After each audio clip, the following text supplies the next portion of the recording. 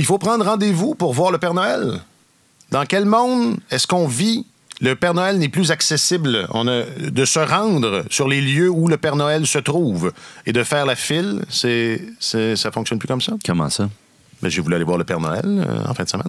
Où ça? Puis je plains la pauvre jeune femme qui a dû expliquer tout l'avant-midi que non, il fallait prendre rendez-vous avec le Père Noël. Puis là, il n'y avait plus de rendez-vous disponible. Ouais, en même temps, c'est un homme occupé, on peut le comprendre. Moi, j'en conviens. J'en conviens. Tant qu'on n'a pas à payer pour voir le Père Noël... C'est ça, parce qu'il faut payer pour voir Youpi. C'est ça. Ça, c'était mon autre. J'avais le choix entre deux affaires. Là, on va faire le lien. Presque 200 piastres pour que Youpi vienne te voir à ton siège. Père Noël n'est pas une mascotte, on s'entend. Il ne faut pas payer pour aller le voir. C'est bien que tu fasses la distinction. On aurait pu croire que occupé comme il est, que ça aurait pu être payant. Mais Youpi, 200 $ un peu 195. moins. Mettez un sac plein de cochonneries. Pour faire venir Youpi Doop à ton siège. Il doit y avoir des taxes là-dessus? Ben oui. C'est à la fois des biens et un service. Donc, ça fait quoi? Ça fait 225, 230 $. Absolument. Pour voir Youpi? Les Canadiens me fascinent tous les jours. Sont le fun. Ce qui est bien, c'est qu'ils sont restés... Ça me fascine, oui. Comment je peux dire? Ça veut pas dire que je suis pas admiratif, mais ça me fascine. Ce qui est bien, c'est que l'aspect business prend pas le dessus. C'est ça qui est. C'est resté. On sent la pureté. C'est ça. Il est resté quelque chose de l'affiliation sociale, puis c'est pas du tout. Tout ça est pas du tout. Une machine à imprimer de l'argent sous toutes circonstances. Ouais. Puis quand on jumelle cette nouvelle-là, si on veut, à celle qui est sortie en début de semaine sur le compte de taxes du Centre Bell. Il fait bon avoir ce citoyen corporatif. Chez soi. Je trouve ça d'une tristesse sans nom, honnêtement. Hier, c'était le 114e anniversaire du Canadien, d'existence du Canadien. On n'a pas fêté. Et je regardais, je regardais la pauvreté des segments de divertissement entre les périodes, durant les pauses. C'est épouvantable. Ouais. C'est épouvantable. On dirait que les gens qui sont en place aux commandes de cette organisation-là ne réalisent pas. Moi, le plus grave que ça, pas qu'ils ne réalisent pas, ils décident que ça n'a pas d'importance. Ouais. Ou que le reste a plus d'importance. OK, moi, je pensais que j'étais dark là, pour ouvrir, mais vous êtes une coche... Mais je ne veux pas croire que les gens, les dirigeants de cette organisation-là, de ce groupe-là, ne soient pas conscients de ce qu'ils font, la valeur, ou des manœuvres qu'ils posent, puis de l'impression que ça donne. Ouais. Je veux dire, ce sont des gens intelligents. Comment on peut... Puis honnêtement, moi, de voir que le Centre Bell vaut 150 millions selon la Ville de Montréal en 2023, alors qu'il en valait 250 en 2011... Écoutez, je suis pas Gérald Filion, là, OK? Est-ce que c'est toi, Gérald Filion? C'est pas moi, Gérald Filion. Mais moi, je suis propriétaire depuis 2016. Ça n'a pas baissé. La valeur immobilière n'a pas baissé. Le compte de taxes non plus. Alors moi, tout ça, ça passe de 10 à 5 millions. Il payait 10 millions il y a 12 ans. Il en paie 5 aujourd'hui, alors que ça explose partout. Mais tu disais, c'est des gens intelligents. Ça, c'est une démonstration.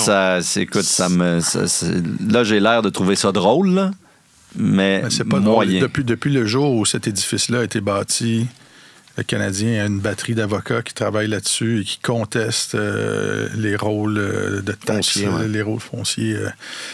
chaque année pour essayer toujours de grappiller, de réduire leur fardeau de taxes. Et quand tu regardes ce qui se passe autour, que les citoyens, eux, voient leur compte de taxes augmenter tout le temps. Tout le monde. Et on s'entend, là, ils en utilisent beaucoup, Canadiens, des taxes, le groupe CH, des taxes, de l'argent des contribuables. À chaque événement, il y a des policiers qui sont mobilisés là pour faire la circulation. Ils mobilisent du service public. Là. Beaucoup. Ouais. Ils en commandent énormément. Et c'est un des édifices les plus occupés au monde. Je pense que c'est le troisième en Amérique du Nord, je pense. Un des plus achalandés au monde, donc c'est extrêmement rentable. Alors ça, c'est triste. Et de voir ce qu'ils sont en train de faire avec le Canadien, c'est devenu une organisation bling-bling.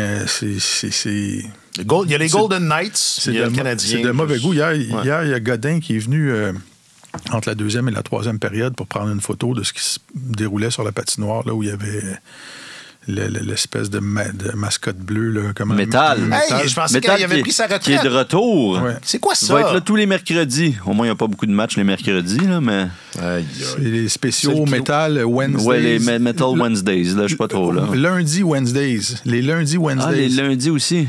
Ouais. Mais en tout cas, je voulais pas. Je pensais pas qu'on allait parler de ça ce matin. Mais pourtant, tu devrais. Sérieusement, je suis estomaqué pour ça. C'est honteux. Jamais, tu vas voir un match de baseball à Boston, jamais tu verrais les Red Sox se comporter comme ça, les Yankees. Je pense que j'ai souvent fait la blague au sein du balado. Tu vois, la course des présidents. Tu vois pas une course de gars déguisés en saucisse au match des Yankees ou au match des Red Sox. Mais tu commences à voir ça au Centre Bell. Mais là, au Centre Bell, tu vois des courses de gens déguisés en cône orange entre les périodes. Tu te dis, vraiment, on est rendu là. C'est épouvantable. Vous rappelez-vous, juste pour rajouter l'insulte à l'injure, il y a quelques années... Les gars en ont gros sur le cœur. Écoute, on est d'accord là-dessus. Je pense qu'il y a quelques années, juste avant la pandémie, Jeff Molson et sa bande avaient décidé de... améliorer l'offre. Ouais, non, je parle pas de l'offre client. Là. Il y avait ça, l'offre client avec les nouveaux restaurants et tout, mais il y avait aussi de passer, mettre les deux pieds dans le 21e siècle et on pouvait dorénavant avoir des billets numériques au lieu d'avoir des billets en papier. Ouais. Et si tu choisissais l'option numérique, qui théoriquement est l'option en plus environnementale, éco-responsable, c'est plus simple pour tout le monde. Tu payais une surcharge. Oui, je me rappelle. Ouais. Je pense que c'était comme 5 $ par billet, ou c'était symbolique, là. Mais là, 5 $ par billet, c'est pas symbolique, là. Ben, pour la personne qui le paye sur 325, c'est pas une grosse différence, mais d'un point de vue de la perception, c'était épouvantable. Puis je me rappelle qu'on lui avait posé la question au tournoi de golf. Ça doit être 2018-ish dans ces eaux-là. Je me rappelle bien, Puis je me rappelle plus qui lui avait demandé. Vous avez pas l'impression que, au-delà du 5 $, là, que ça donne l'impression justement que vous êtes prêt à faire n'importe quoi pour aller chercher une scène de plus. Ouais. Puis je m'en rappelle plus, mais de mémoire, il y a sûrement un truc c'était pas édifiant. C'est comme ça qu'ils font, c'est comme ça qu'on fait ailleurs. Ils avaient fini par reculer, par exemple, là-dessus. Mais c'est souvent, c'est comme ça qu'ils font ailleurs, puis c'est comme ça qu'ils font ailleurs. Mais ça donne vraiment une bonne idée de la philosophie. Montréal, ça soit pas comme ailleurs. C'est une porte ouverte sur la façon de penser, puis ce qui se passe dans les meetings. C'est une bonne idée, on pourrait avoir des billets numériques. Puis vu que c'est innovateur, ils vont payer 5 $ de plus. 5 $ là, 5 $ là. À un moment donné... OK. On parlera du Père Noël une autre fois, mais service public, sachez, jeunes parents, double vérifier. Il y a des places où est-ce que... on dit contre-vérifier. Ah, pardon. Jules. Là, Jules. Là, tu me donnes ce rôle-là. Je vais le prendre au sérieux. Mesdames et messieurs, Alexandre Gascon, récipiendaire du prix Jules Fournier 2023, que dis-je, pour la qualité de la langue. Mais à l'écrit. Seulement. À l'écrit ça paraît d'ailleurs dans ce balado.